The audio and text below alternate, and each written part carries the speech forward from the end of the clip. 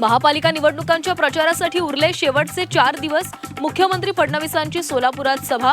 अखेरच्या टप्प्यात सभांसह road show आणि घरोघरी जाऊन प्रचारावर जोर. उद्धव ठाकरेंची आज छत्रपती संभाजीनगरमध्ये सभा. मराठवाडा सांस्कृतिक मंडळाच्या मैदानातून करणार भाषण. कुणावर निशाणा साधणार याकडे लक्ष. 1952 मध्ये जन्माला आलेल्या पक्षाला 2026 मध्येही पोरं भाड्यानं घ्यावी लागतात. भाजपमधील आयारामांवर ठाकरे बंधूंचा हल्लाबोल. नाशिकमधील पहिल्या संयुक्त सभेतून विविध मुद्द्यांवरून जोरदार घणाघात.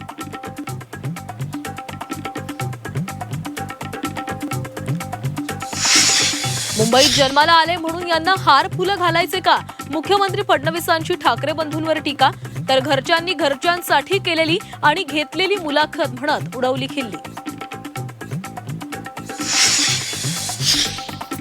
महायुतीचा मुंबईसाठी जाहीरनामा उद्या प्रसिद्ध होणार. मुंबई बांगलादेशी रोहिंग्या मुक्त करणार. तरुणांना 2 लाख नोकऱ्यांसह विविध मुद्द्यांचा समावेश असणार. मुंबईपेक्षा ठाण्याचे उमेदवार अधिक श्रीमंत. गेल्या 9 वर्षात उमेदवारांच्या मालमत्तेमध्ये मोठी वाढ.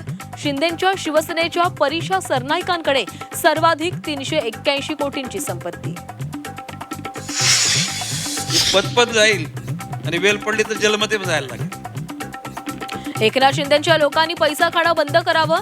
भ्रष्टाचारामुळे पद जाऊन ते तुरुंगात जातील. वनमंत्री गणेश नाईक यांचा एकनाथ शिंदेंना कडक शब्दात इशारा. लातूरच्या मनपा प्रचारात गुन्हेगारी माफियांचा मुद्दा. गुन्हेगारांना तिकीट देण्यावरून अमित देशमुखांचा भाजप आणि राष्ट्रवादीवर निशाणा. निवडणुका कायद्याच्या चौकटीत होतील. राजकीय कुस्ती करण्याची वेळ येऊ देऊ नका, देशमुखांचा इशारा. मुंबईत भाजपचा उद्धव ठाकरेंना धक्का. अंधेरी पूर्वचे उपविभाग प्रमुख अशोक मिश्रांचा पक्षाला रामराम. फडणवीसांच्या उपस्थितीमध्ये शेकडो कार्यकर्त्यांसह भाजपमध्ये प्रवेश.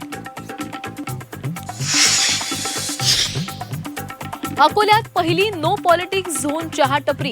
इथं राजकीय चर्चा, राजकीय वाद नको. टपरी चालकाच्या बोर्डानं राजकीय चर्चेला ब्रेक.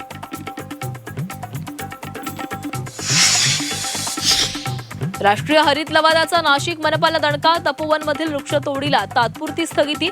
15 जानेवारीपर्यंत एकही झाड न तोडण्याचे आदेश. भीमाशंकर मंदिर 3 महिने बंद. सभामंडप, पायरी मार्गाची दुरुस्तीचं काम सुरू. महाशिवरात्रीला मंदिर सुरू राहणार.